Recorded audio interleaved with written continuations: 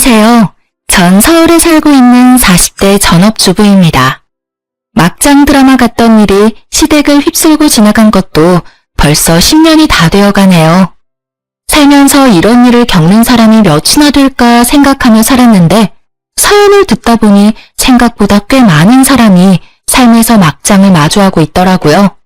그래서 저도 용기를 내어 사연을 보내봅니다. 사건이 일어날 당시 남편과 전 결혼한 지 2년째 되는 부부였어요. 남편은 가정적일 뿐 아니라 저의 삶을 존중하는 사람이었어요. 오래된 회사 생활로 많이 지쳐있는 제게 남편은 큰 활력소가 되었죠. 남편은 번역 일을 하고 있었는데 프리랜서로 활동을 해 스케줄 조절이 얼마든지 가능했어요. 그런 남편이 집안일을 독차지해주며 전 다른 맞벌이 부부보다는 비교적 편하게 회사 생활을 할 수 있었습니다. 물론 맞벌이 부부보다는 수입은 적었지만 적게 벌면 적게 쓰면 되니 큰 문제가 되지 않았어요. 저흰 두 사람 다 좋아하는 일을 하고 있다는 것에 만족하며 살고 있는 평범한 부부였습니다. 삶의 만족도가 높은 편이다 보니 얼굴 붉히는 일도 거의 없었어요. 그런 저희 부부에게 문제가 있다면 역시나 시댁이겠죠. 정확히는 어머님과 저희 부부의 문제가 되겠네요. 남편의 친모는 남편이 어릴 때 돌아가셨고 지금 저희와 문제가 일어나는 어머님은 새엄마였어요. 어머님은 아버님과 결혼하셔 슬아의 자식을 따로 가지시진 않으셨고 남편과 아주버님을 자기 자식처럼 키우셨다고 전해 들었습니다. 아니, 정확히는 아주버님만으로요. 어릴 땐 어땠는지 정확히 모르겠지만 제가 남편과 연애부터 해서 결혼까지 그리고 결혼 생활을 이어가는 동안에도 남편과 어머님의 사이는 대면대면했어요. 어머님도 남편에게 애정이 크지 않아 보였고 남편 역시 그런 어머님에게 살갑게 굴진 않았죠.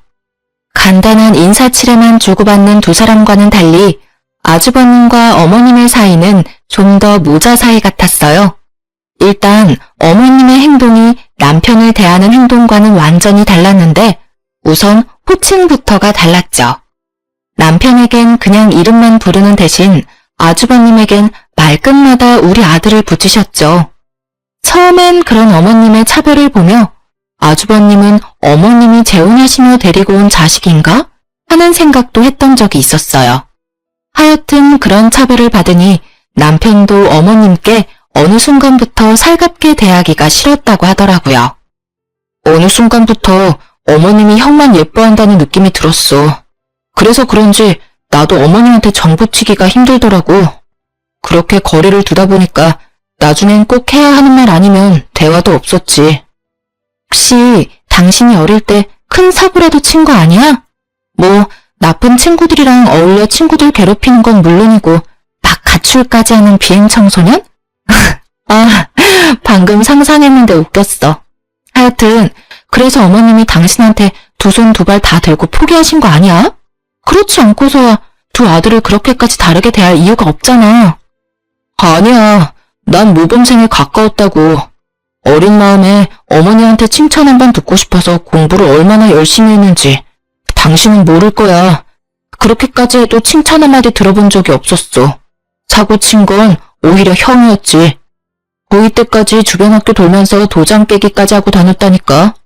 뉴스에 나오는 그런 왕따나 학교 폭력 이런 사고는 안 쳤는데 싸움질은 그렇게 하고 돌아다녔어.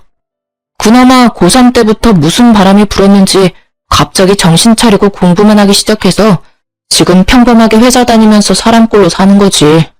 아니었으면 아마 뉴스에 나오지 않았을까? 하여튼 그렇게 싸우고 다녀도 어머니는 형만 예뻐하셨었어.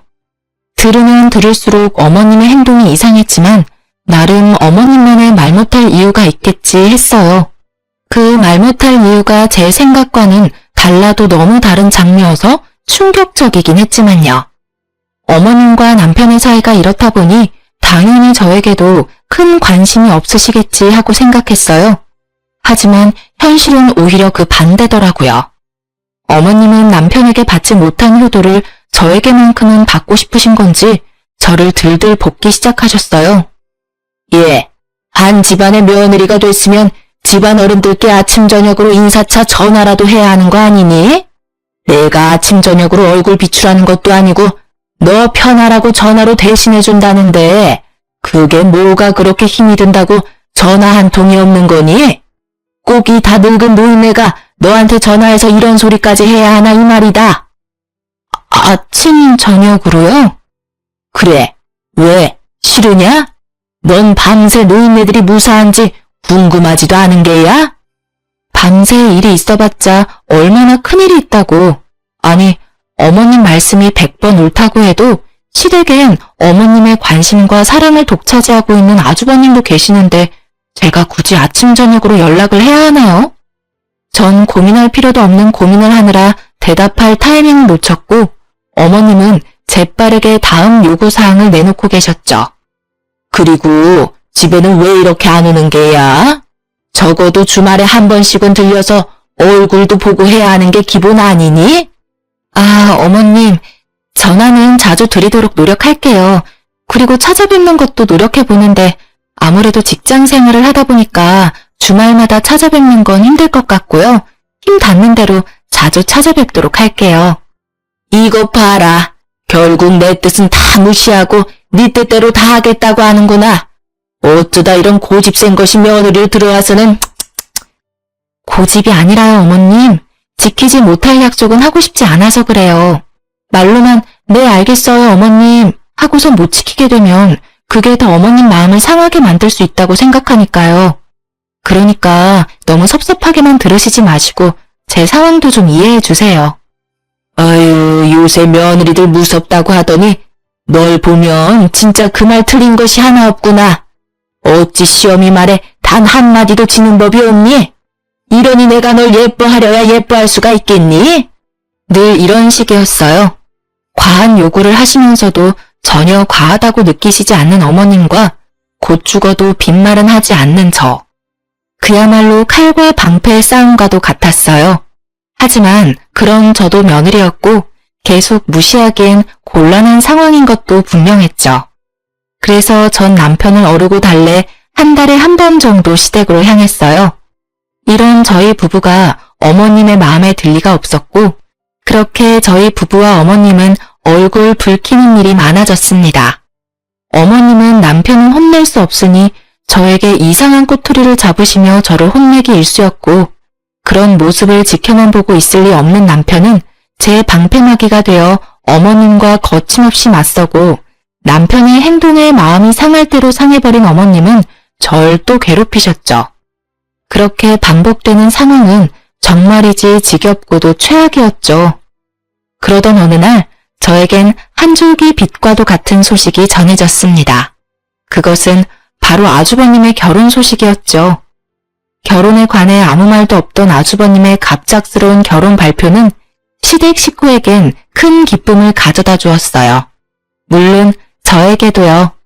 형님이 생기면 이 메비우스 띠와도 같은 상황이 조금은 나아질 것이라 생각했으니까요. 예비 형님이 되실 분은 저보다 한 살이 많고 부모님은 계시지 않는다고 전해 들었어요. 그래서 상견례 대신 밖에서 시댁 식구, 저, 그리고 예비 형님 이렇게 간단한 식사로 상견례를 대신한다고 전해 들었죠. 그래서 예비 형님은 편한 자리라고 생각했었을까요? 약속 장소로 나간 저는 경악을 금치 못했습니다. 예비 형님은 제 입이 다 벌어지게 시원한 차림으로 약속 장소에 나타나시더군요. 형님은 눈을 어디에다 두어야 할지 알 수 없는 깊이 파인 끈 민소매에 아주 짧은 반바지를 입고 있었어요. 그 당시 계절이 여름이긴 했지만 좀 과하게 드러냈더군요. 저요, 그렇게 고지식한 사람 아닙니다. 저도 숨쉬기도 힘든 날씨엔 민소매도 입고 짧은 반바지도 입어요. 그런데 상견례를 대신하는 자리에 그런 차림은 아니지 않나요? 전 별것도 아닌 것에 내가 너무 오바해서 생각하나 하는 마음에 식구들의 눈치를 살피니 모두 저와 같은 생각인지 표정이 어둡더라고요. 단 한 사람, 어머님만 빼고요. 어머, 우리 맏며느리가 될 아가씨는 더위를 많이 타나 보구나. 젊어서 그런지 그런 옷도 잘 어울리는구나. 연예인 같아. 그렇지 않아요, 여보? 그런 것 같기도 하고. 어머, 연예인이요? 감사합니다, 어머님. 식사 나오기도 전 파혼 이야기가 나올 수도 있겠다는 제 예상과는 달리 어머님은 진심으로 형님을 마음에 들어 하시더라고요. 도무지 개념이란 없어 보이는 형님이 왜 마음에 쏙 드신 것인지 저와 남편은 이해할 수 없었지만 어찌되었든 식사 자리는 잘 마무리되었어요. 자리가 마무리될 때쯤 형님이 자신이 그래도 맏며느리이니 부모님을 모시고 살고 싶다고 했을 땐 아버님까지 크게 기뻐하시며 웃으시는데 뭐 어찌되었든 다들 좋으면 되었다고 생각했어요. 한동안 남편과 저의 대화 주제는 형님이 될 수밖에 없었죠. 아니, 그런데 여보, 형님 말이야. 어른 모시고 살 분처럼은 안 보였는데 정말 의외이지 않아? 뭐 형이 워낙 효자이긴 하잖아. 그러니까 형 뜻에 따라 줬겠지. 그래도 시부모 모시고 사는 게 쉬운 결정은 아니었을 텐데 의외긴 해. 사실 난 처음에 그 옷차림 보고 너무 놀라서 욕이 튀어나올 뻔했다니까. 눈 둘 곳이 없어서 밥 먹는 내내 음식만 보느라 나중엔 목이 다 뻐근하더라니까. 맞아. 당신 계속 고개 숙이고 밥만 먹었잖아. 나 그때 웃겨 죽는 줄 알았어. 당신은 웃겼지? 난 진짜 아팠어. 어쨌든 다 좋다니 됐지 뭐. 행복하게 잘 살았으면 좋겠다. 그러니까. 제발 이제 나한테 관심 좀 줄이셨으면 좋겠어. 형님도 계시니까 좀 나아지시겠지? 내심 기대했는데 저의 기대는 산산이 부서지고야 말았죠. 형님은 말씀하신 대로 시댁으로 합가해 지내기 시작했고 어머님은 형님과 지나치게 짝짝꿍이 잘 맞다 싶더니 둘이 합심해서 저를 괴롭히기 시작했습니다. 가끔 시댁에 혼자 가는 날이면 두 사람은 소파에 엉덩이를 딱 붙이고 앉아 입으로 저를 부려먹기 시작하는데 속이 부글부글 끓더라고요. 둘째야, 그 설거지 다 하고 과일 좀 깎아오거라.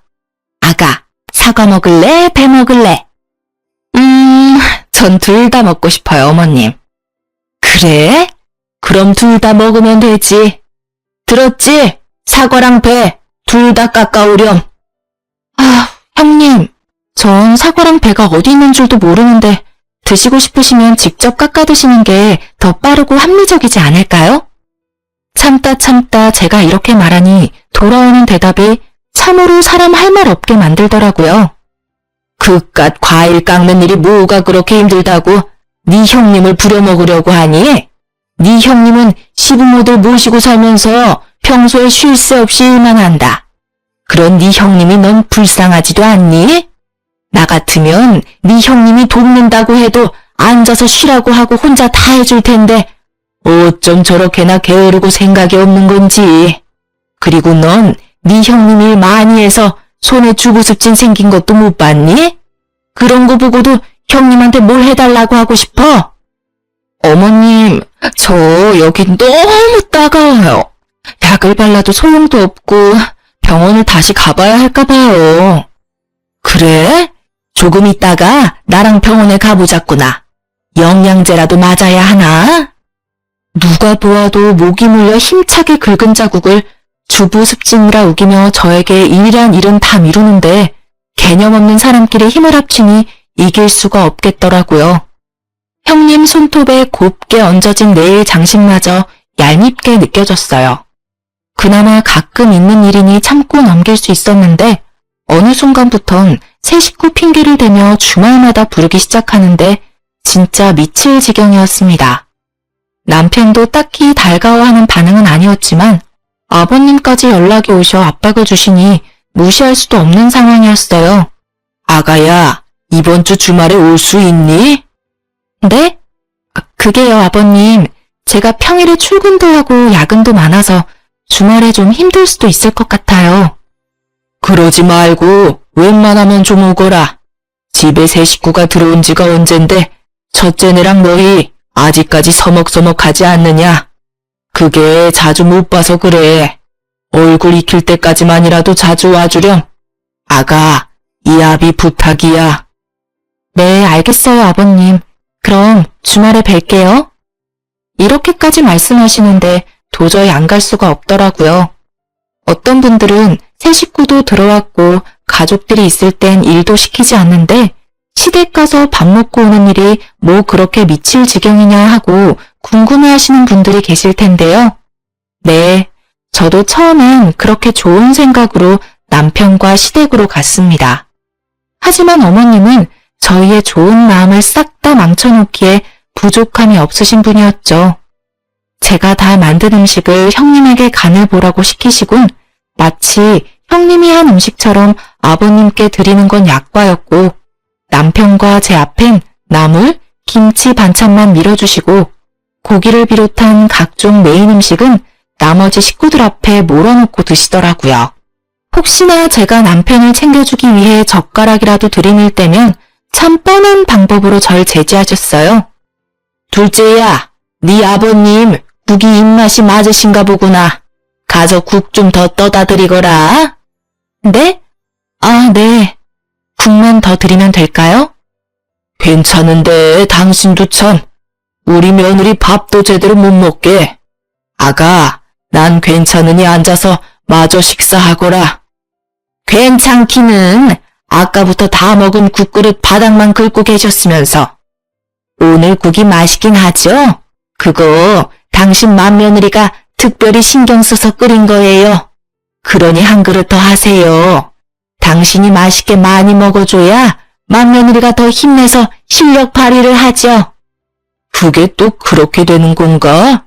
그럼 한 그릇 더 먹어야지. 아가, 미안하지만 한 그릇 더 부탁하마. 이런 상황이 반복되니 알겠더라고요. 어머님은 저와 남편을 그냥 무시하는 것도 아니고 개무시를 한다는 사실을요. 그렇지 않아도 사이가 좋지 않았던 어머님과 저희 부부 사이는 아주버님의 결혼과 동시에 더욱 나빠지기 시작했어요. 어머님의 시집살이도 힘들었는데 거기다 형님까지 보태고 나서니 사이는 더욱 나빠지고 전 더 힘들어졌어요. 그래도 남편은 키워주신 정을 생각해서 참아보려고 노력하더군요. 그런 아들의 노력을 아시는 건지 모르시는 건지 어머님은 생전 남편에게 하지 않던 전화까지 해대시며 남편의 속을 긁기 시작했어요. 저와 남편은 정말 미치겠단 말이 딱 맞을 정도로 스트레스를 받기 시작했고 남편은 휴대전화가 울리기만 해도 미간을 찌푸릴 만큼 예민해졌고 전 머리카락이 우수수 빠지기 시작하더니 30대 초반의 나이에 원형 탈모가 생기고 말았습니다. 그리고 결국 남편은 어머님의 전화 공격에 폭발해버리고야 말았어요. 예, 넌 그렇게 집에 오기가 싫으니? 네? 다짜고짜 전화하셔서 그게 무슨 말씀이세요? 무슨 말씀? 진짜 몰라서 묻는 게야? 너 어쩌다 집에라도 오는 날이면 도살장 끌려오는 소새끼 마냥 인상은 잔뜩 찌푸려서는 말도 한마디 하지 않고 묻는 말에 대답이나 하다 가지 않니? 그렇게 오기 싫었으면 오지를 말든가. 이왕 왔으면 네 형처럼 살갑게 좀 굴다가 갈 수는 없는 거니? 요즘 심심하세요? 뭐? 요즘 심심하시냐고요.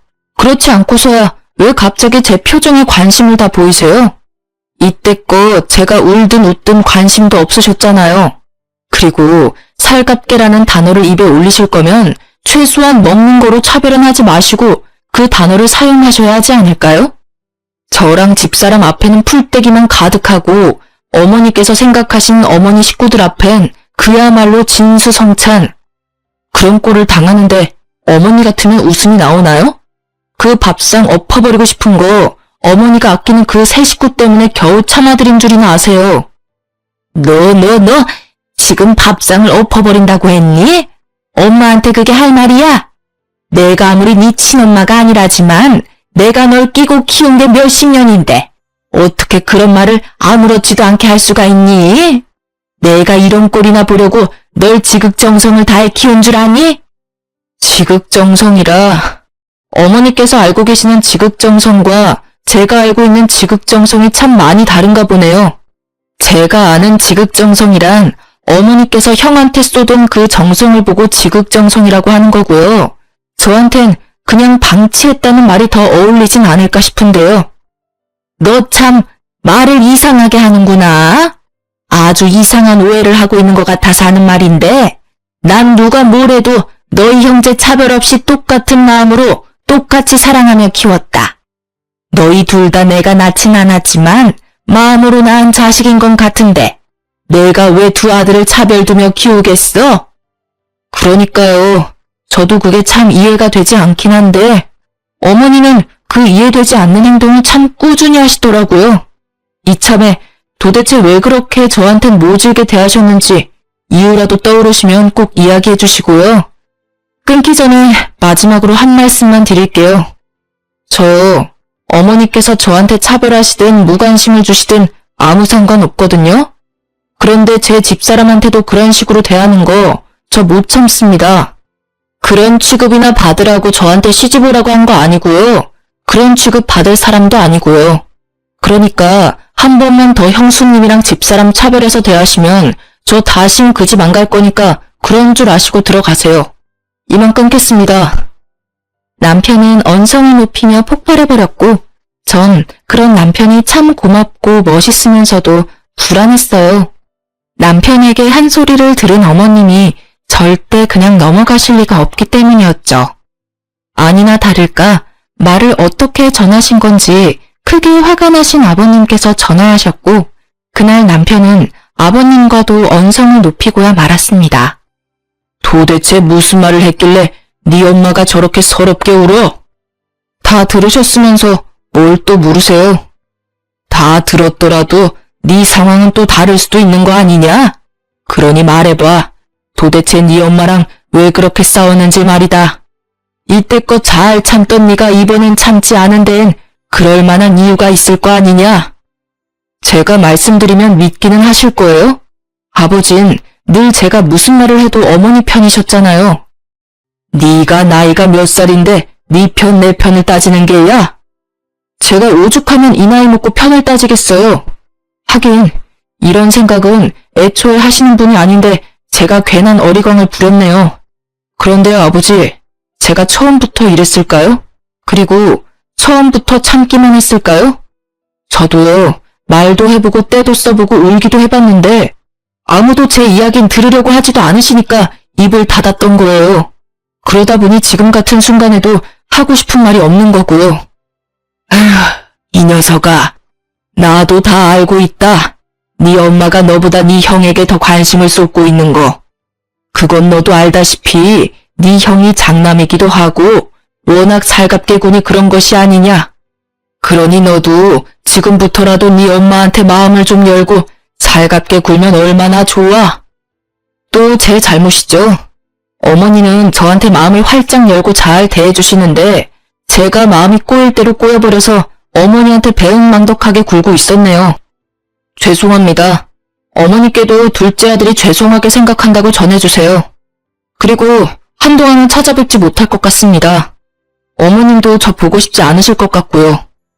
뭐야? 지금 부모랑 인연이라도 끊겠다는 그 말인 거야? 그런 뜻으로 드린 말씀은 아닌데 그러고 싶으시다면 그래도 상관은 없어요. 그럼 바빠서 이만 끊겠습니다. 똑 닮은 부자의 한 채의 양보도 없는 전쟁은 결국 이렇게 끝이 나고 말았어요. 하루에 부모님과 다 싸워버린 남편은 여러모로 마음이 허한지 제 품에 와서 안기더라고요. 전 그런 남편을 꼭 안아주었습니다. 피도 한 방울 섞이지 않은 아들 둘을 마음으로 품어준 아내를 탓할 수도, 그렇다고 상처받은 마음을 뿜어내는 아들을 탓할 수도 없는 아버님의 심정도 이해하지 못하는 건 아니었지만 참 그날은 아버님이 원망스럽더군요. 제 품에 안긴 남편은 이윽고 눈물을 흘렸고 그날 밤 저희는 함께 한참을 울었어요. 어머님도 어머님이지만 아버님과도 감정의 골이 꽤 깊더라고요.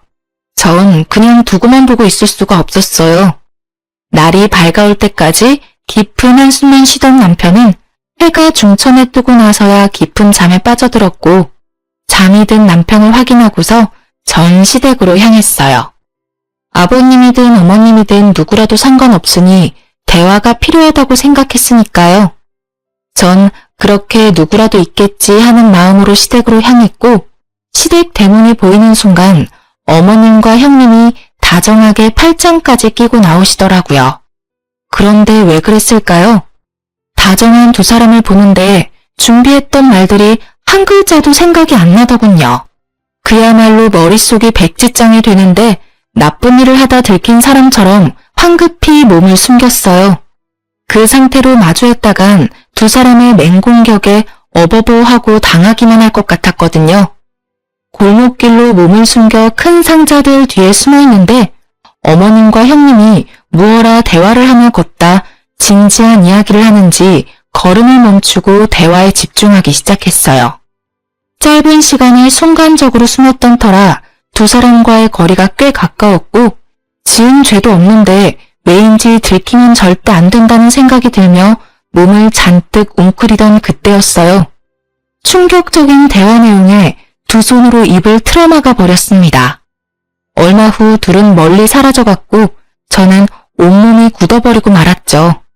전 일단 비어있는 시댁에 들렸다가 집으로 향했어요. 그리고 남편과 꽤 긴 시간 진지하게 대화를 했습니다. 제가 들은 모든 이야기를 남편에게 더하지도 빼지도 않고 말하려 했었고 제 이야기를 다 들은 남편은 일단 기다려보라며 제가 시댁에서 가지고 온 물건을 가지고 나가더군요. 그렇게 시간은 흘러 주말이 되었습니다. 남편은 잔뜩 굳은 얼굴로 말하더라고요. 옷 입어, 나가자. 전 드디어 그날이 왔구나 했습니다. 남편은 외출 채비를 마친 저를 데리고 시댁으로 향했어요. 시댁엔 연휴 주말과 다름없이 온 가족이 다 모여 있었죠. 다른 것이 있다면 굳은 표정의 아버님과 그런 아버님의 눈치를 살피는 아주버님이었어요. 어머님과 형님은 이런 무거운 분위기 속에서도 뭐가 그리도 좋은지 봄날에 머리에 꽃 하나 꽂은 미친 여자들처럼 하하호호 신나 있더라고요. 한 치 앞도 보지 못하는 그 해맑음에 절로 혀끝이 차지더군요. 저희 부부가 집 안으로 들어서자 아버님은 가족 모두를 한자리로 모았고 그제야 저희를 발견한 어머님과 형님은 입을 삐죽이며 저희 맞은편에 앉았어요. 왔구나. 앉거라. 다들 여기 모여봐. 쟤들은 또 왜 왔대요? 당신이 불렀어요? 나 아직 둘째네 보고 싶지 않다고 했잖아요. 당신이 아무리 이런 자리 만들어도 내 마음 풀리지 않는다고요. 둘째 제가 나한테 어떻게 했는지 다 말했잖아요. 어머님은 불만 가득한 목소리로 따지듯이 아버님을 향해 쏘아붙였고 아버님은 더는 참을 수 없다는 듯 주먹으로 바닥을 내리치시며 말씀하셨어요. 그만! 그 입 좀 다물어. 분위기 파악이 그렇게나 안 되는 거야? 아니 여보, 왜 그래요? 무슨 일이 있어요? 그러게요 아버님, 무서워요. 너도 그 입 다물거라. 지금은 두 사람 목소리조차도 듣고 싶지 않으니. 화를 꾸역꾸역 참고 계시는 아버님은 남편을 바라보셨고 그런 아버님의 눈빛을 읽은 남편은 아까부터 품에 꼭 끼고 있던 서류봉투를 내밀었습니다. 그 서류봉투엔 유전자 정보 연구라고 적혀 있었고 서류봉투를 유심히 보던 어머님과 형님은 얼굴이 새파랗게 질려가기 시작했어요. 그래요.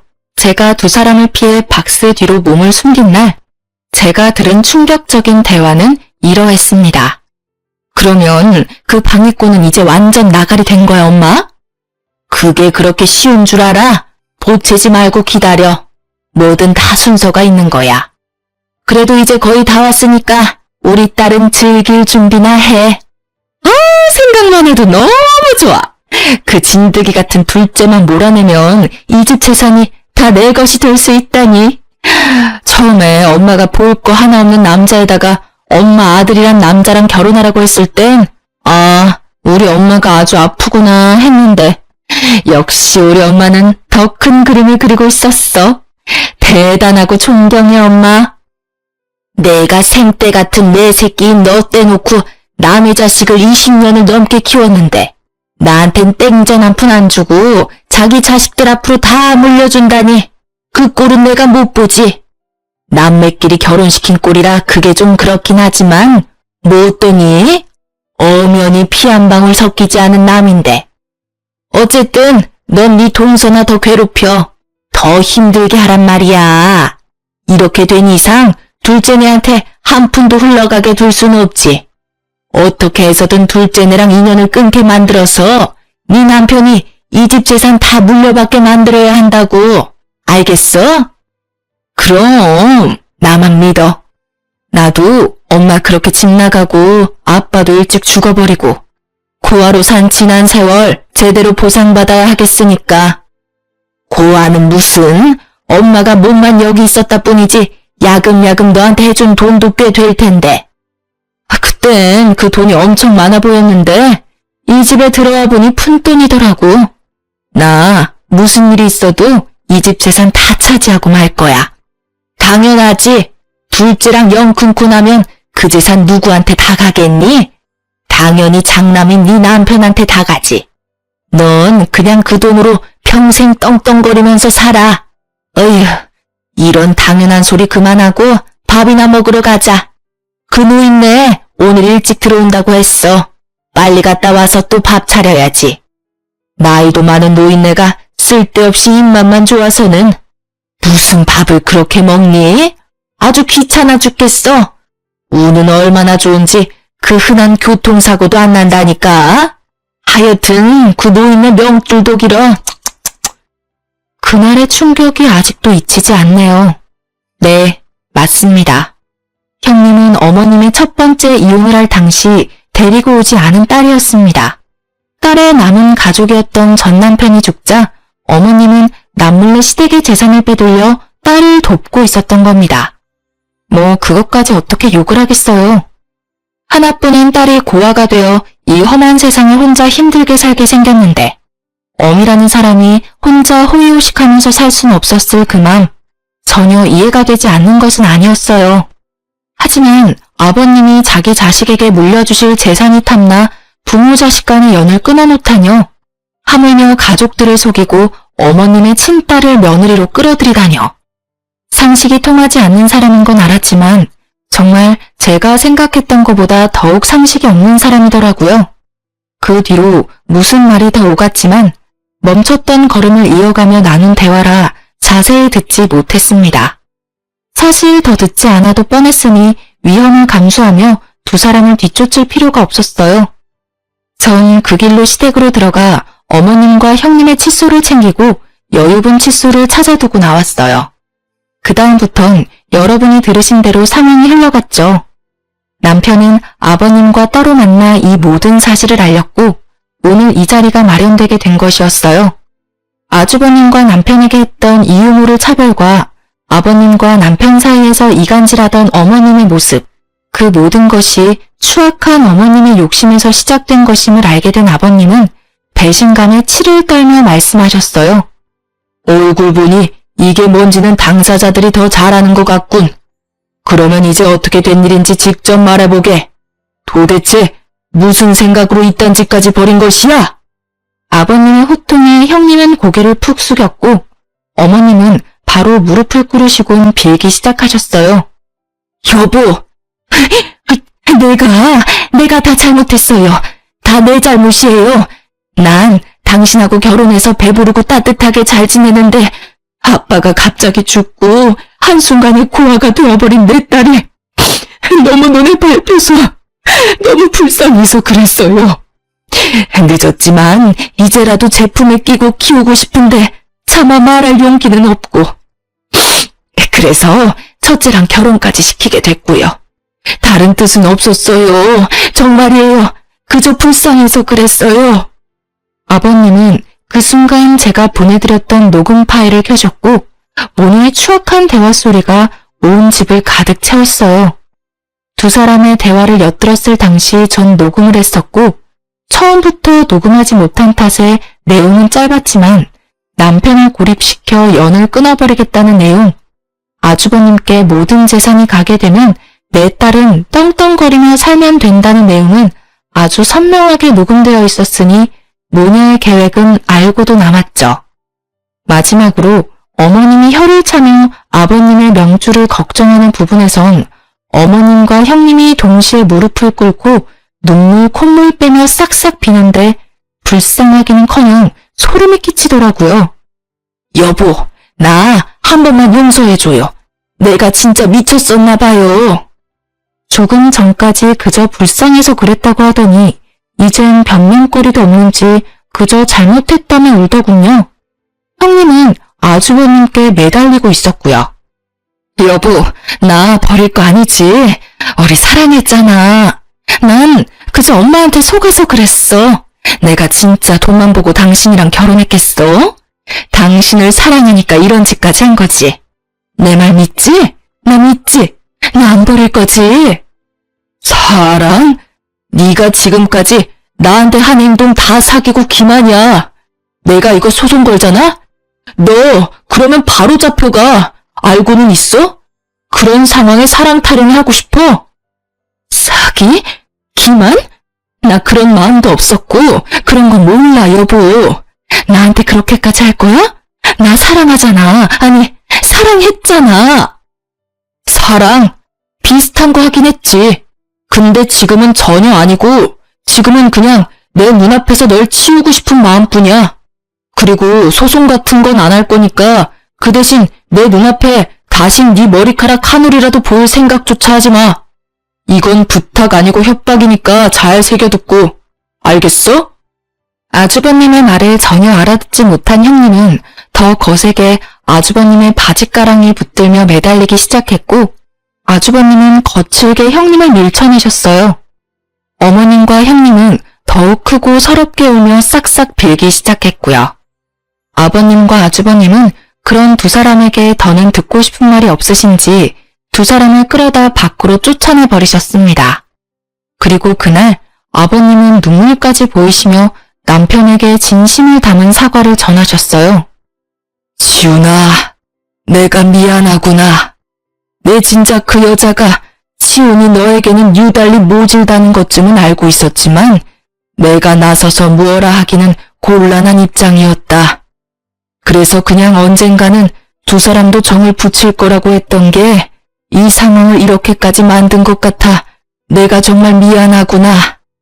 이 못난 아비를 용서해 주겠니? 용서라고 할 게 있나요? 가족끼리? 저도 지난번에 버릇없게 굴어서 죄송해요, 아버지. 진심은 아니었으니 마음 푸세요. 그렇게 남편과 아버님은 뜨겁게 화해하게 되었고 계획대로 상황은 마무리되었어요. 저도 뒤늦게 한 사실인데요.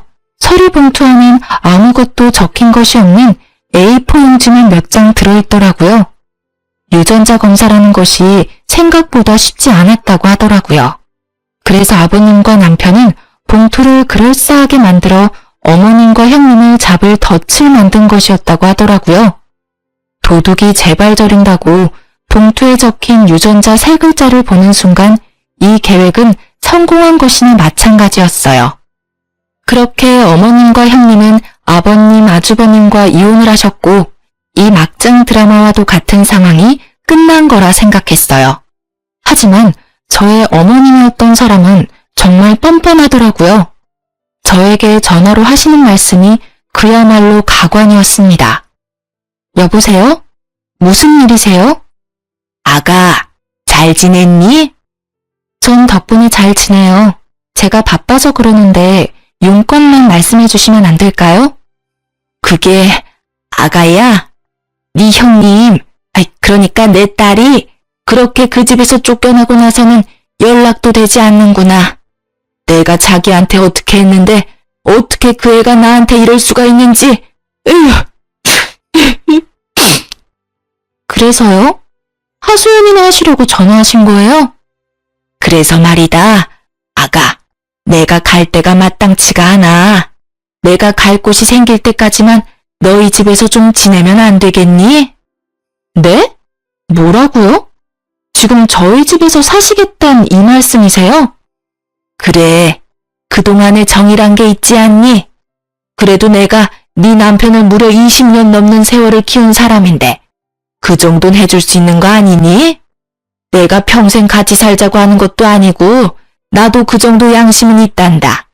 그저 갈 곳이 정해질 동안만 신세 좀 지자꾸나. 순간 이 여자가 드디어 정신줄을 놓고 미쳐버렸다는 생각이 들더군요. 그렇지 않고서야 어떻게 이런 말을 이토록 뻔뻔하게도 할 수가 있는지 전 도대체 이해되지 않았으니까요. 저는 터져나오는 실수를 참지 않고 말했어요. 어머님, 아니 아줌마 잘 들어요? 제가 아줌마 딸도 아니고 며느리도 아닌데 왜 아줌마를 제가 모셔야 하죠? 잊고 계시는가 본데 우리 엄연한 남이에요. 참 뻔뻔하시기도 하네요. 그이한테 아줌마가 어떤 행동을 했는지 잊으셨어요? 재산에 눈멀어서 가족 간의 영까지 끊어놓으시려고 했다고요. 그렇게까지 하셔놓고 오갈 곳 없으니 저희 집으로 오시겠다고요? 꿈도 참 야무지네요. 그리고 아버님이 돈 좀 드린 걸로 아는데 그 돈은 어떡하시고 이러시는데요? 많진 않아도 그 돈으로 사실 것 정도는 충분히 얻으실 텐데요. 아줌마? 너 지금 말 다 했니? 내가 너 이러니까 예뻐할 수가 없었던 게야. 그리고 다 지난 얘기 지금 다시 끄집어낸다고 달라지는 게 있니?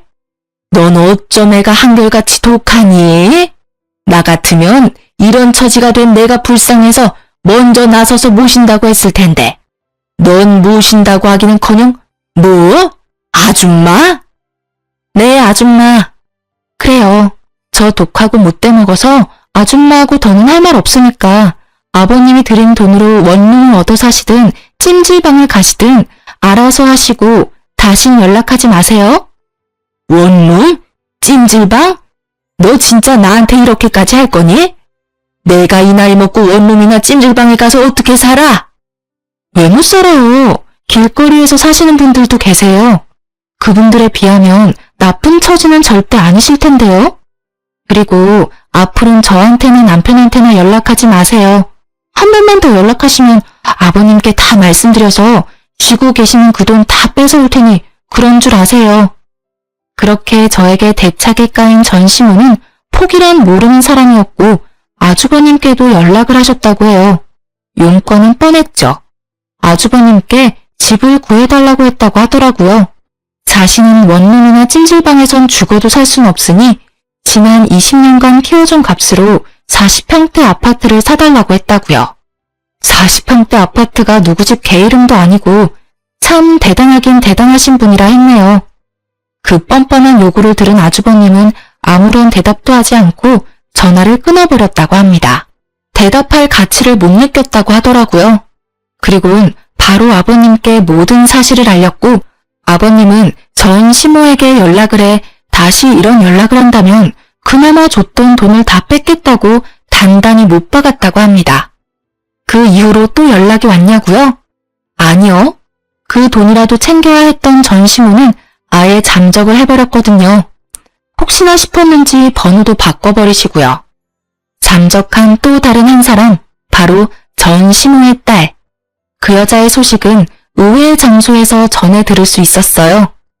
친구 중 물류센터 직원인 친구가 있는데 그 친구가 전화가 왔더라고요. 네 형님이었던 사람 이름이 박은주 맞아? 박은주 맞아. 네가 그걸 어떻게 알아?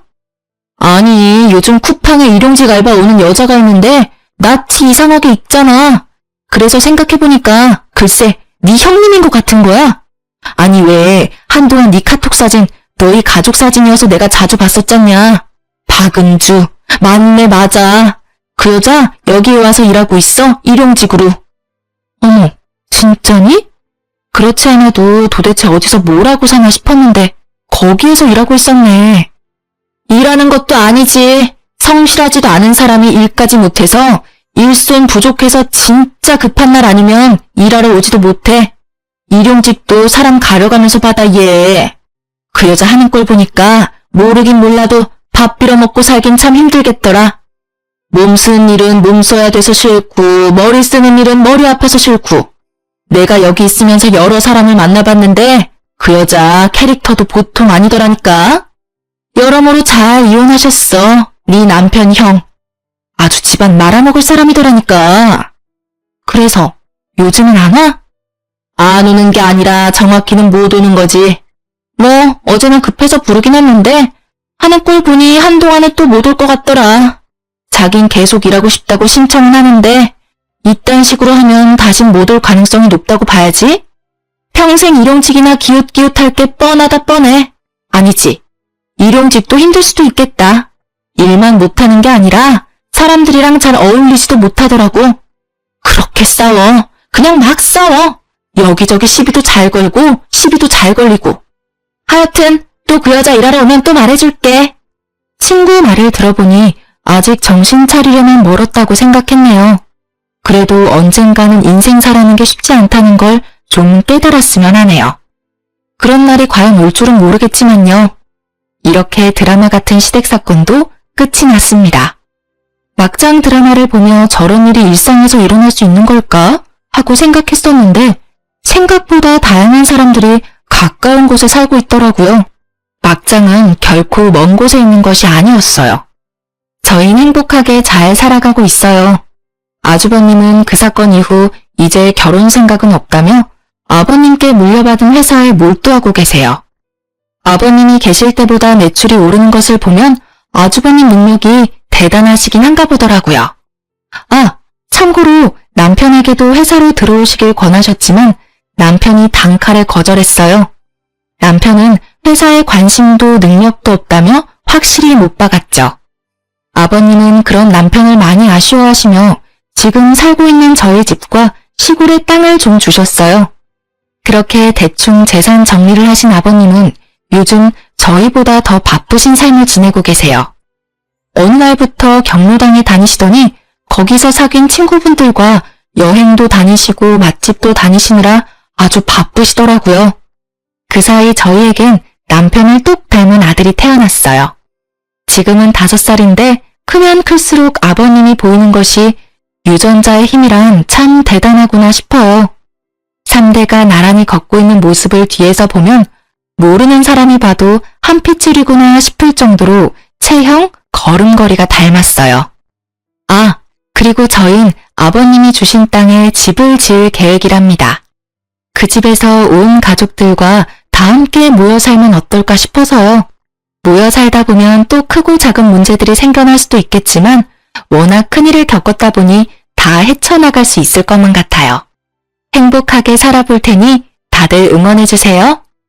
이로써 제가 드릴 말씀은 끝이 났네요. 다들 제 이야기 들어주셔서 감사합니다. 행복하세요.